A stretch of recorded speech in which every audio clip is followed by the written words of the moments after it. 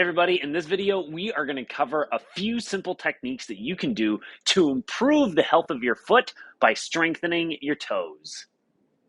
Health by Ratio is an online program consisting of a team of licensed physical therapists, orthopedic movement specialists, and functional health coaches that work together with our clients holistically to get them out of recurring pains and chronic injuries and progress them towards true functional health and fitness to whatever lives that they love to live.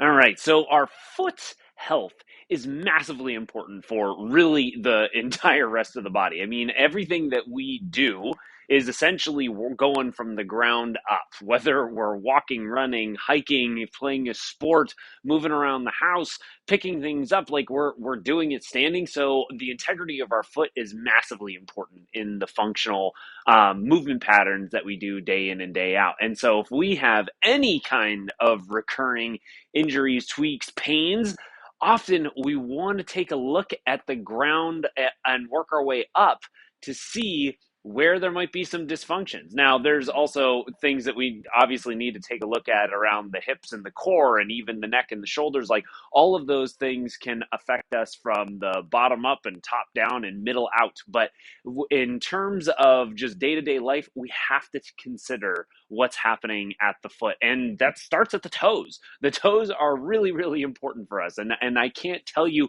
how many times on the video assessments that I do, and also like connecting with people through social media and just the questions that we get from our clients and that kind of stuff, how often I get the question of what shoes should I get? What should I be wearing? Should I go with orthotics? Should I go with shoes? What kind of stuff? And from my perspective here, it is far less important about what kind of shoes you're wearing and or the orthotic that you're wearing. And there are some exceptions. If you have hardware in your foot and you have certain things going on, you might need some support. But ultimately, what mostly matters is what our foot does naturally itself. There's musculature and connective tissues in this foot that are supposed to do certain things. And by the way, they work they're dictated what's going on from the core and hips down. So this whole system is interrelated. And if I want to improve the stability of my foot and the stability of my ankle, then it's less about the shoes that I'm wearing and more about what I'm actually doing with my body and how that foot and ankle is functioning. It's kind of like a knee brace and a back brace can be great as an assistance when our knee is compromised or when our back is compromised and we're rehabilitating that area we're getting it stronger.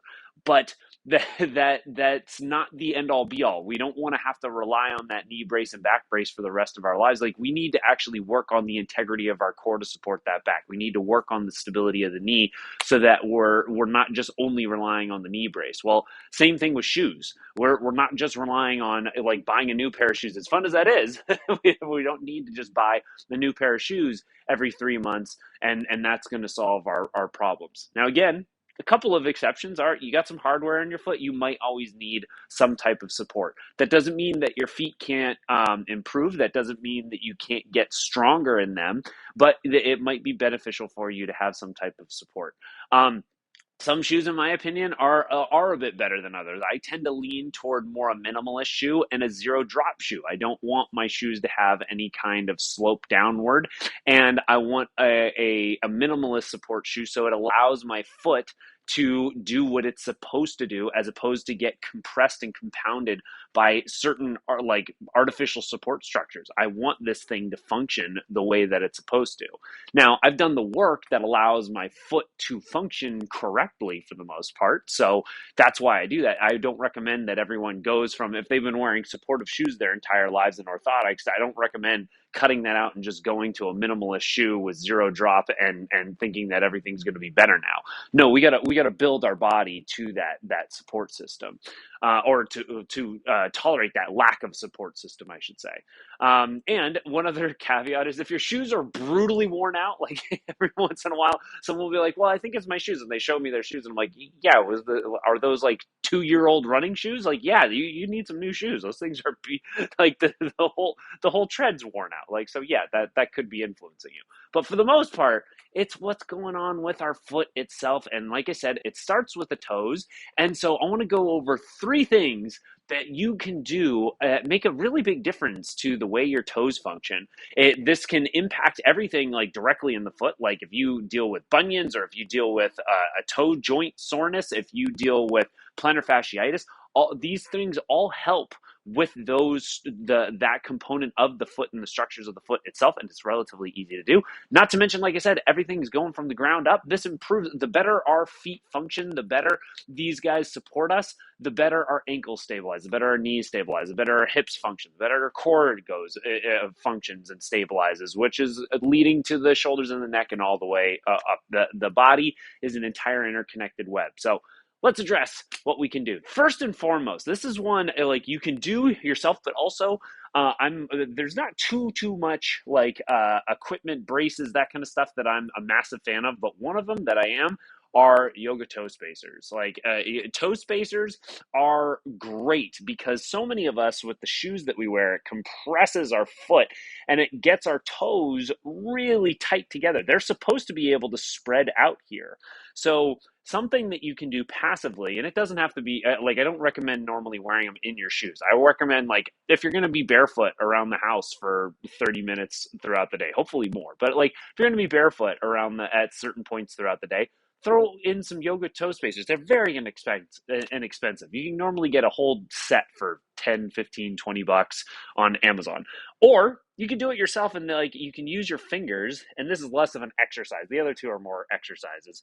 But this is more just dynamic range of motion. But you can get your own fingers, place them in between each toe here, while you're watching some TV, you can spread out your hand to try to create a little bit of like just pure stretching mobility laterally to this thing. But also, I can move my hand around and kind of create different angles for each of these toes, trying to create distance. And that's obviously what toe spacers are doing. They go in between each toe, and then as we're walking around and we're moving the foot, it's naturally kind of separating these toes out. That is massive for things like bunions. Like this is huge for toe joint soreness. If your big toe is that first metatarsal is giving you problems, like this is a huge thing because often the way things compress, it can bring our toes start curling inward, and it affects and things like ankle pronation and the way striking the ground laterally and how we come off of the foot. All those things can put this consistent torque on the toes that compresses them and irritates the joint. So this is a great first step, is separating these guys out. And again, you can do this just watching some TV and getting a good nice stretch going on. Now comes our 2 drills. Now the first actual drill that's pretty like it's a basic drill, but it's actually pretty challenging, is truly just trying to separate out your toes. So I'm demonstrating this on purpose with my left foot here, where as I'm flexing my foot here, I am trying to bring my pinky and big toes away from each other, and I'm trying to fan out my toes here. And I can actually get a decent amount of space between here. It's not perfect. My right foot, however, though, I can do it, but my right foot has been my problem side. So this is more challenge. I don't I don't demonstrate as good as that on this one. So hence why I'm using the left foot today. So this is now trying to get you to activate the foot to pull this thing out wide, or pull these toes out wide. So it's a good little muscle actual activation. Be patient with yourself, but doing this in different positions, like whether your foot's flat on the ground and trying to separate it out, or whether your foot is flexed up in front of you and doing it. It's even more challenging doing it standing and separating your feet out. But all of those things are good. It's passive. You can do this, or I shouldn't say it's easy to do this while you're, again, watching TV, while you're standing in line at the grocery store. You can just try to spread your feet out or spread your toes out. It's an easy one to do.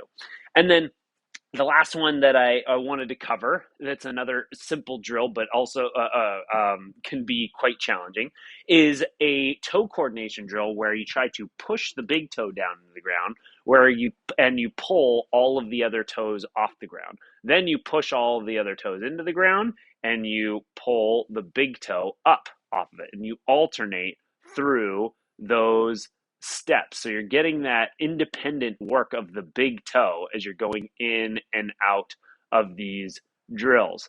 And again, these are things that you can do just passively. You're sitting in front of your computer, do some toe coordination work.